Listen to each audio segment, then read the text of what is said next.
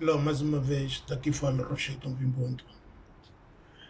Eu venho por esses meios que é para pedir a todos os irmãos angolanos, tanto nas diásporas como no continente, que tirem algum tempo alguns minutos do vosso tempo, que é para apreciar esse vídeo. Um vídeo tão marcador que aponta-nos e nos diz como é que Portugal tem roubado Angola durante anos e anos, com várias formas estratégicas que eles têm usado ao decorrer do tempo. Olha, eu não quero dizer muito, eu quero que você curta esse vídeo, analise o vídeo e dê-me uma conclusão do que é que você está a ver, está a ouvir nesse vídeo. Olha, aprecie o vídeo.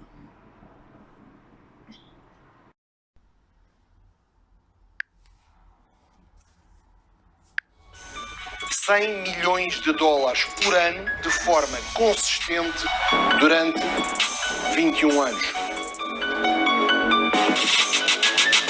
Olá, no contexto dos Luanda Leaks, quero deixar-vos a minha visão sobre a empresária engenheira Isabel dos Santos. Não tenho informação privilegiada, mas pus tempo a tentar perceber o seu percurso e acho que o tempo que eu pus e o meu entendimento vos pode ser útil para não terem que fazer o mesmo e, portanto, pouparem tempo.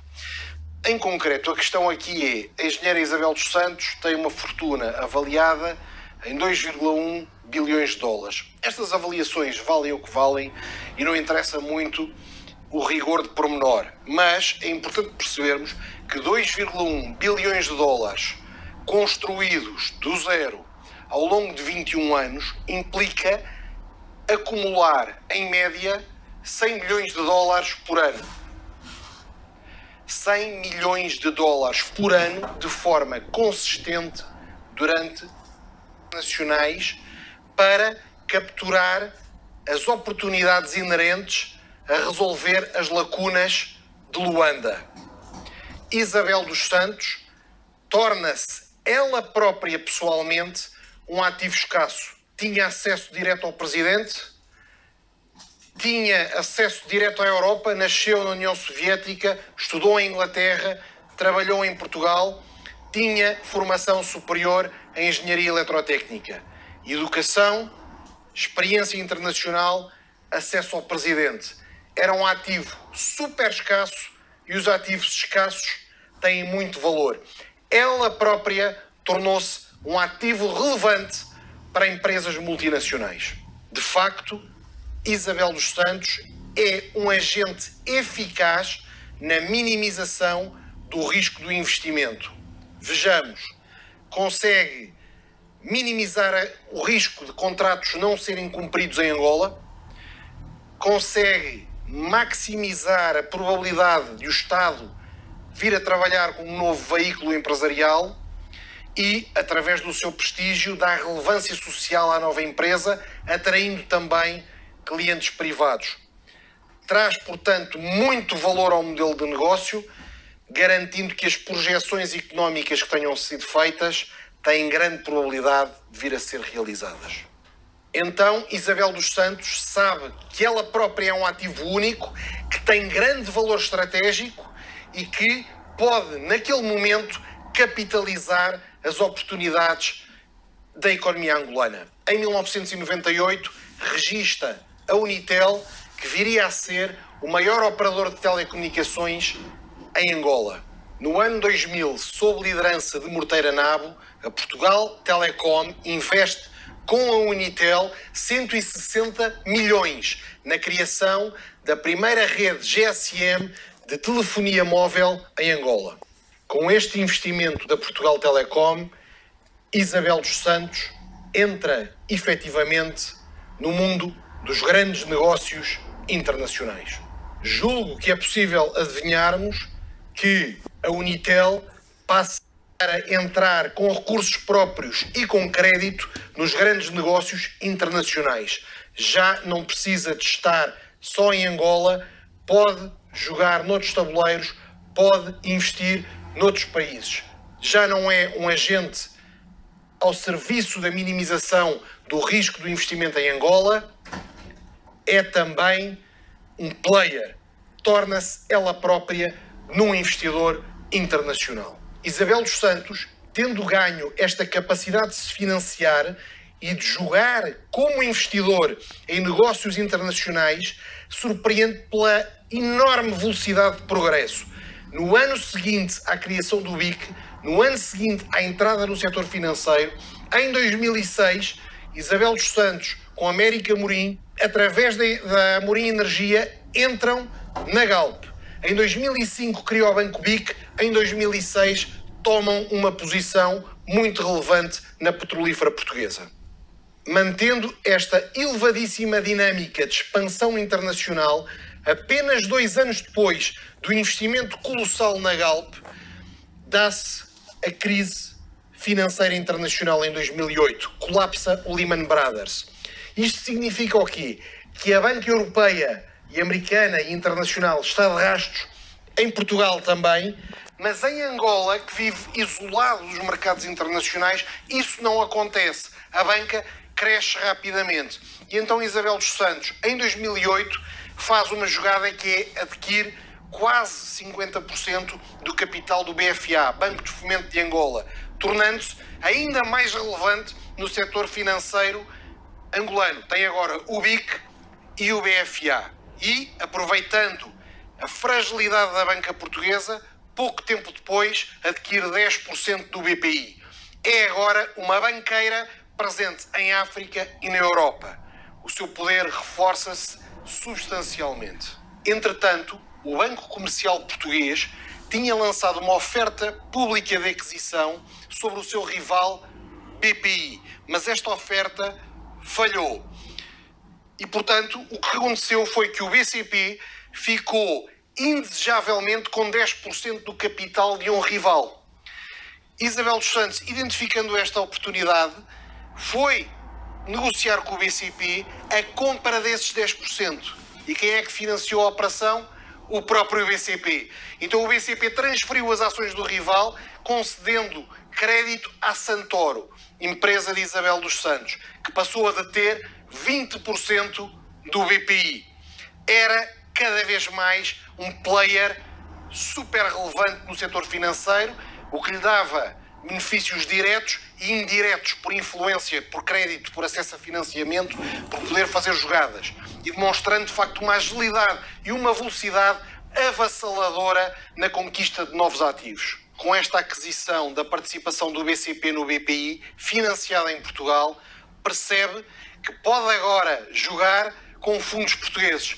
Já não precisa de fundos de Angola, consegue financiar-se em Portugal. E, numa operação de financiamento de bancos portugueses, compra uma participação no operador de telecomunicações português Zone e torna-se, de facto, uma empresária relevante nas telecomunicações em Portugal.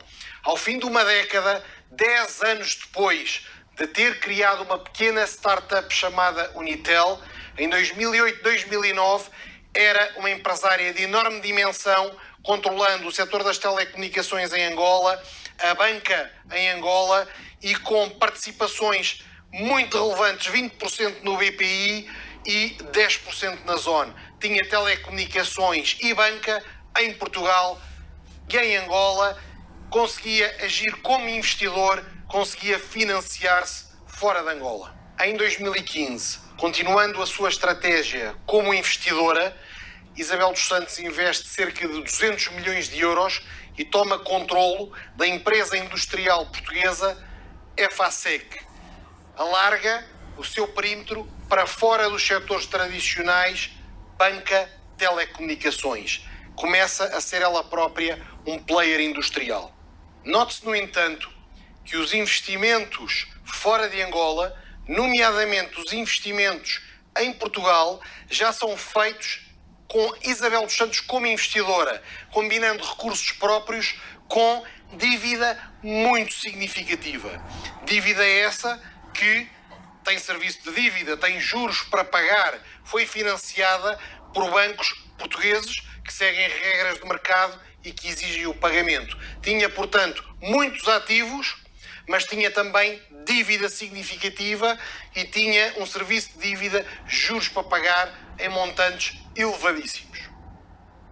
Isabel dos Santos executava esta estratégia voraz, de alta ambição, de crescimento super acelerado, que a deixava muito alavancada.